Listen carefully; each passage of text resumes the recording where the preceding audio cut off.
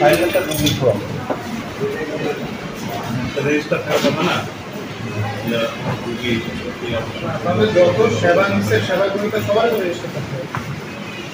Test করা হলো না হলো সব লাস্টে যান, একদম লাস্টে যান। গতকালকে রাতের থেকে আজকে 3 পর্যন্ত আপনি বলেন, আপনি তো রোগী ভর্তি না, রোগী ভর্তি যে আপনার ওটিতে একটা লগ আছে না, ওটি রেজিস্টার আছে না, একটা হিস্ট্রি আছে না, যে আপনি ওটিতে কে কাকে অপারেট করছে। আপনার একটা যদি ওটিতে সিজার করা হয় সেটা কোন ডক্টর করছেন, কোন পেশেন্টকে, সেই জিনিসটা কোথায়? এটা আমাদের ওটি রেজিস্টার, এটা ওইভাবে আমাদের নেই, আমাদের ফাইলে আছে, কি ফাইল আছে? ভর্তি ফাইল আছে। ভর্তি ফাইলে তো হবে না আপনার ওটিতে।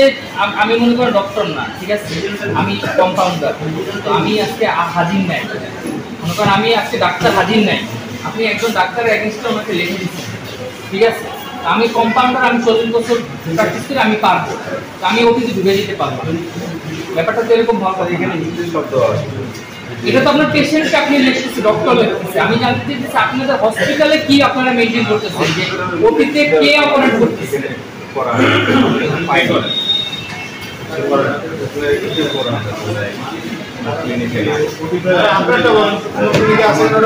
আপনি এখানে আসছেন 4 দিন হচ্ছে, আপনি নিজের হসপিটালের খবরই জানেন না, আপনি বোধহয় অন্য কেউ করতেছে না করতেছে এই খবর নিয়ে বসে আছেন।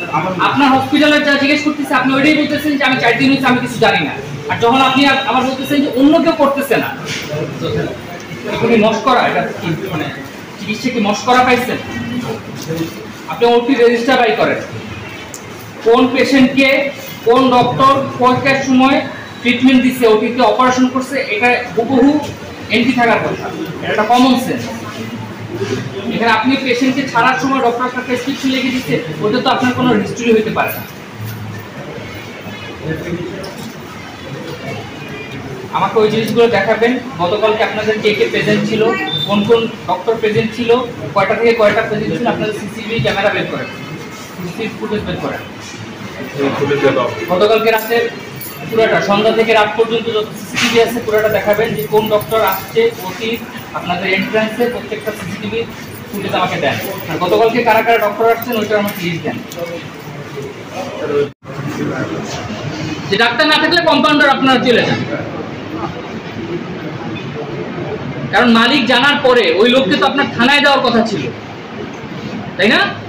আপনার পক্ষ থেকে, এই ক্লিনিকের পক্ষ থেকে ওনার নামে মামলা করার কথা ছিল না? আপনি এই রোগীকে ভর্তি ছাড়া একটা রোগীকে রাখছেন, তার 16 তারিখে অপারেশন হয়েছে, আপনি জানছেন 21 তারিখে জেনে আপনি তাকে একটা ব্যাকডেটে ভর্তি দেখাইছেন এখানে। হ্যাঁ, আপনি জানার পর অনেক ভর্তি দেখাইছেন, তার আগে উনি 5 দিন আপনার হসপিটালে ভর্তি, তার একটা মাইনর সার্জারি পর্যন্ত হয়ে গেল।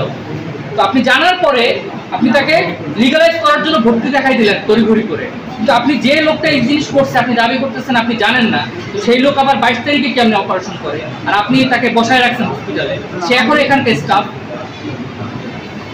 আমি আসলে স্যার আসলে ওই শুনেন, আপনি এখনো ভুল স্বীকার করেন, বুঝতে পারছেন? আমি স্যার ভুল করছি, ভুল করছেন, সেগুলো এখনো স্বীকার করার আপনার মানে স্কোপ আছে। আমি তো স্যার ভুল করছি। আপনাদের ধরলে প্রত্যেকটা জায়গায় আপনাদের এরকম যে বেরোচ্ছে, আপনি কি বুঝতেছেন? আপনার জন্য একজনের মৃত্যু হয়েছে, আপনার জন্য একজনের ভুয়া ট্রিটমেন্ট হয়েছে, এবং এর অভিযোগের তো শেষ নাই, তারপর আপনি এই জিনিসটাকে আমাকে ডিফেন্ড করে যাচ্ছেন। আপনাদের লজ্জা থাকা উচিত।